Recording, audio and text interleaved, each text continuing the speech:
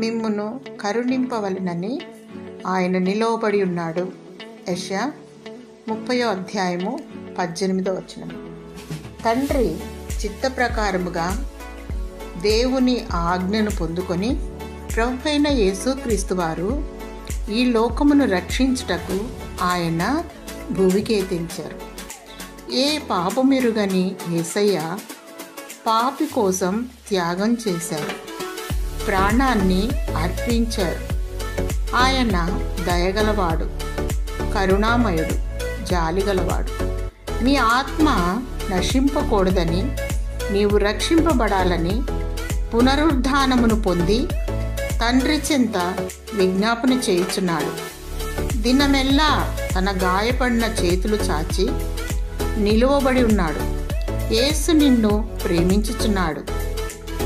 ఏ ఒక్కరూ నశించటం దేవునికి ఇష్టం లేదు. నశించిన దానిని రక్షించుటకు మనుష్య కుమారుడు ఈ లోకమునకు వచ్చాడు. శాంతి సమాధానము లేక ఎటూ తోచని స్థితిలో అంధకారంలో కొట్టుమిట్టాడుతున్నావు.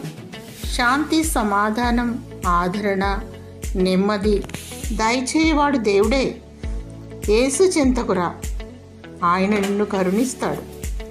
దేవుని స్తుతించు. దేవుని కరుణాకటాక్షములు కిరీటముగా దయచేయునుగాక.